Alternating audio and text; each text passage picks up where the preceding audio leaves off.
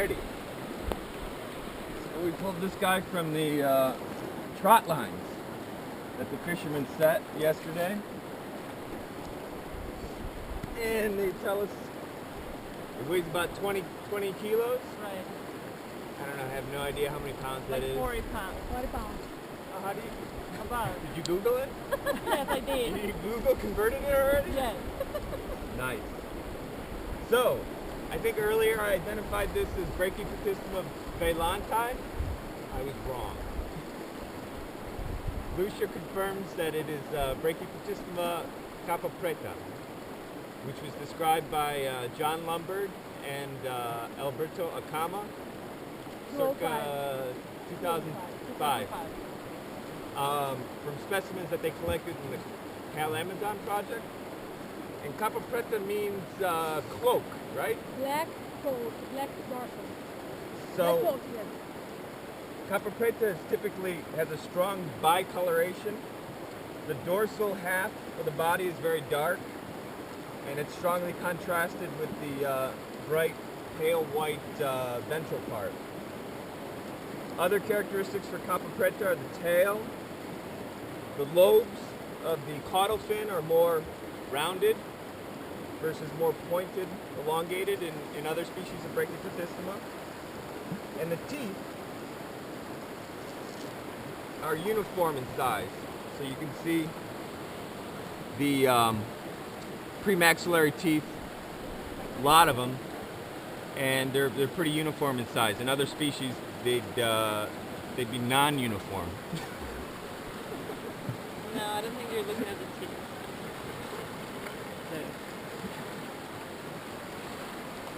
All right, and then earlier, Rinaldo was massaging the pectoral fin glands and got some of the milky white toxin to come out. I don't know if I'm going to be able to do that. We might have milked it dry. Here we go. So, this is glandular tissue, and there's a milky white toxin that kind of comes out of there. Not a lot left, but that coats the pectoral spine, and I'll probably develop a nasty rash on my fingers having exposed myself to it. So we're going to measure this now, and for taking measurements, we like to use standard measurements. Some people measure these in hands, which I think is dumb because people have different sized hands. Some people will measure it in feet or noses or whatever. Rocks, how many rocks is that long? But I'm a scientist, and I use this thing. This is called a tape measure, and if you look closely, there are little uniform hash marks on the tape measure that tell you, and then numbers, which translate to a precise measurement. Where do you buy such a well-developed measurement tool? It's funny, the technology for these was developed in the United States, but then stolen by China.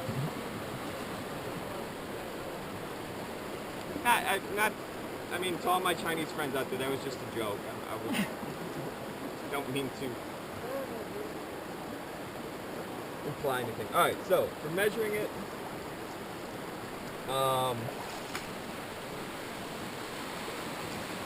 and again, there's different ways to do this. Some people start at the pectoral fin, some people start at the dorsal fin. I like to start at the snout.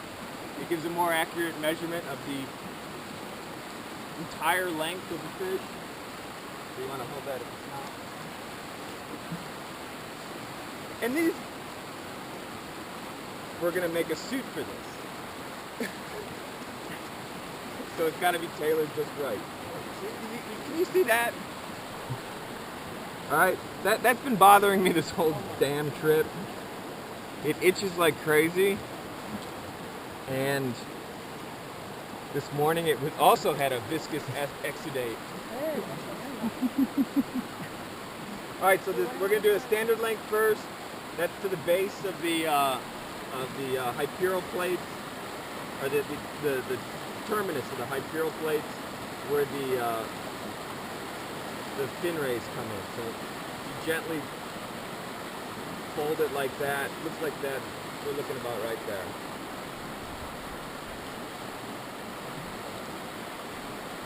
So this measures in at, you got it now. We're looking at 101. 101. What are these? Centimeters. 101 centimeters, or about 6 hands. Big hands. About 2 feet. Or about 3 feet. All right, now we're going to do a fork length.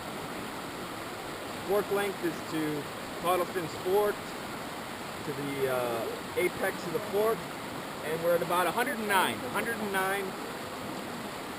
Nope, change that. 107.5 Mark, centimeters. who's recording these measurements? I am. And then now we're going to do a total length. That's the entire length, the total length of the fish. And that comes in at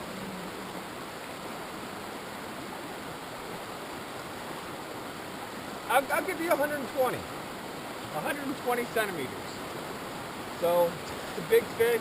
As you said, about 20 kilos. Mary Angeles, what do you got? Anything you want to say about it?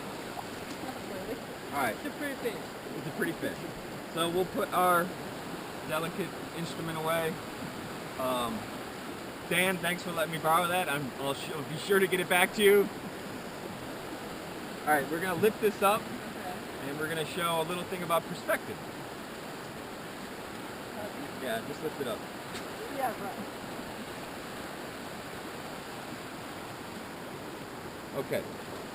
So when you hold the fish close to your body like this, the fish looks Small. small, right. So what a lot of fishermen do to exaggerate the size of the fish is they will hold it away from their body like this. And now how does the fish look? Big. Yes! Alright, it also works in this direction. Or sometimes, so you want to grab that spine right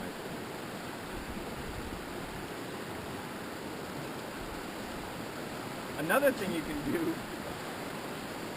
okay, I want you to stand back there. Stand back there. And then hold your hands out like you're holding it. No, like you're holding it. Yeah, see? Doesn't it look huge? It does. I think you have strong wood. Yeah, but then you can see. Alright, I'm not that strong. Here's the guy who set the trot line, Kenya. He's the one who baited the hooks. I got some photos of that. And he threw the fish out, and that's his catch. Tá falando que você que pegou o bicho que você botou o espinhel com a pizza, mais And have you caught this fish before? Yeah, we could do an interview here. Tá perguntando se você tinha pego esse bicho antes. Não. First time. Has he caught a fish larger than that? Is that the largest Você fish pegou he's alguma caught? coisa maior do que ele? Algum outro? Já pegou? O que era? Garara. Tira essa participação. Surubim, eu peguei surubim maior que esse aí. Surubim, which is Brachyplatystoma. How many, what's the largest fish he's caught? About how many kilos? E o maior que você já pegou? Quantos quilos? Não tinha balanço para pesar, mas era bem maior que ele. This, He doesn't have a tail, but it's a lot bigger. a lot bigger? Like as big as you? As big as her? Mais grande que o meu. Não, não.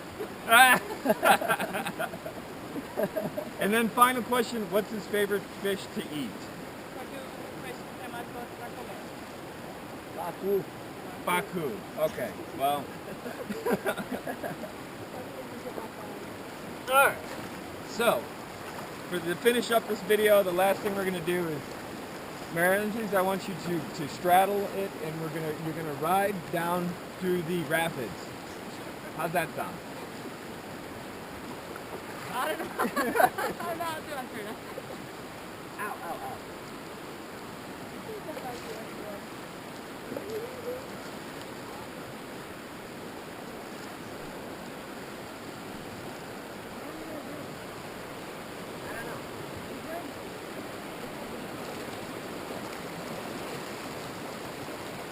washing it.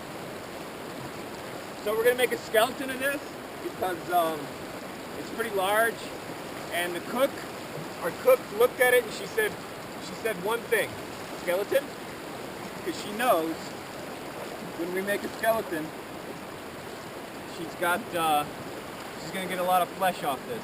She'll probably fry it up and make little fish balls out of it, which are very tasty.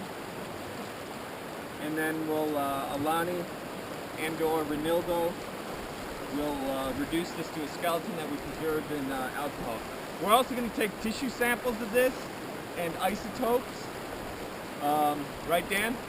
Right, Mark. Let's try that again. Wait, yeah, let's do that one again. We can edit that yeah, out. let's try All that right. again. Okay, Yeah, ready? yeah. We're also going to take isotopes of this, Dan. Right.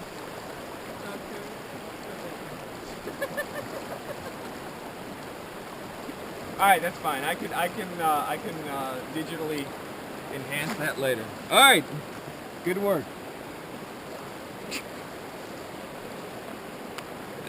Nice job, Dr. Sabai. Thanks.